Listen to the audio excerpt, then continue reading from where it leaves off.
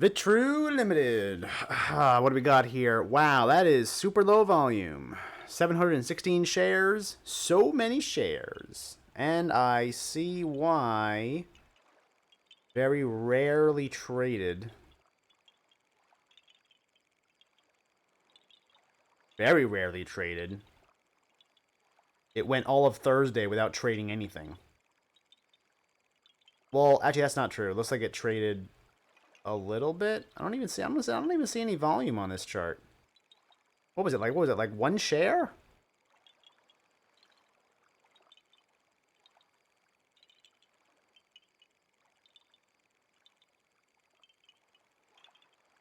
Oh, it's a fairly new company too. September of last year, and it hasn't gone much of anywhere since then. It had a few dips, had a few rises also. Had a pretty good rise in March going into June and then steadying in July. And you know what? I see here that the average volume is significantly higher than the volume was on Friday. So what I'm thinking is that there was one day in here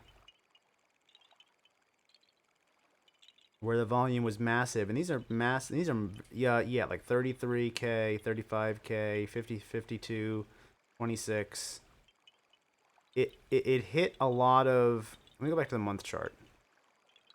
It hit a lot of big volume days, like right around there, right around here, right around in May, right around May 5th. I want to know what happened on May 5th. Something big happened with this then.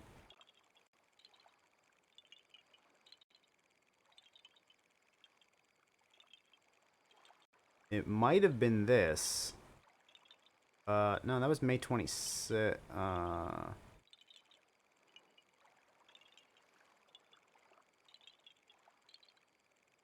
Wait, why is it saying to report?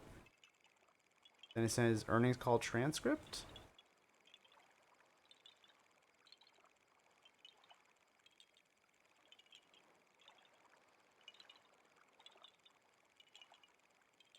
I'm guessing this is the earnings transcript that came out on May 3rd. So I'm guessing that's when that happened. I don't know why this here says to report quarter 2021 financial results on May 26th.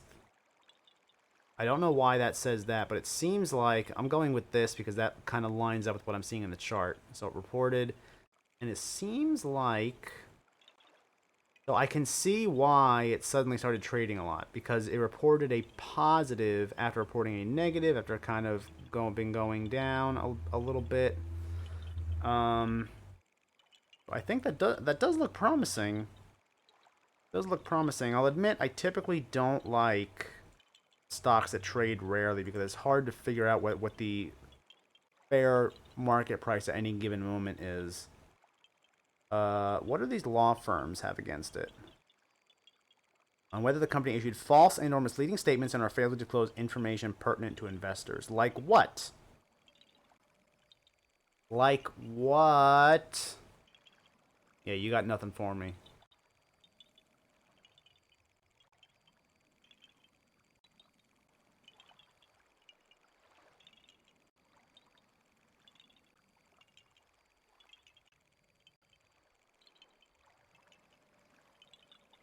Distance Learning Education Company. Now, normally I would say that is a sell because, I mean, kids are going to get sent back to school soon. But there's a few things here. What is post-secondary again?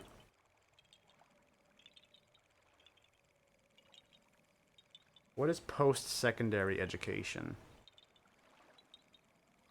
That follows the successful completion of secondary. That's not very helpful.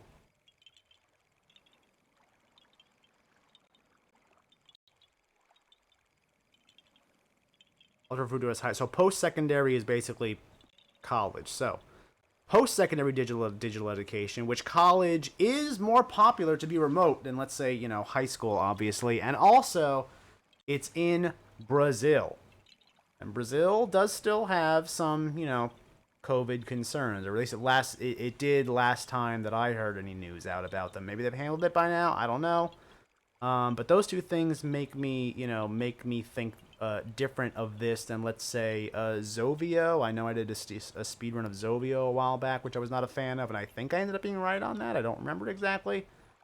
But this is different than that. This is different. They even managed to turn a profit in 2020, probably because of all the remoting. And that trend does not seem to be slowing down anytime soon because, as you can see, they had a pretty good Q1 still. So even as they're coming out of COVID, they're doing fairly decently. So that explains this sudden spike in volume followed by, it was a little bit delayed, but spike in volume and then followed a few days later by rapid increase in price. So can that increase in price continue? I think that it maybe can. I'm going to go ahead and say that it can. And I'm going to go ahead and give this a buy because of that. Because again, I see there still being demand because of the type of education they focus on and the country they are in. I can see this being a business that continues to be in demand going into the future, and I think the financials represent that also. So, gonna go ahead and give that a buy rating.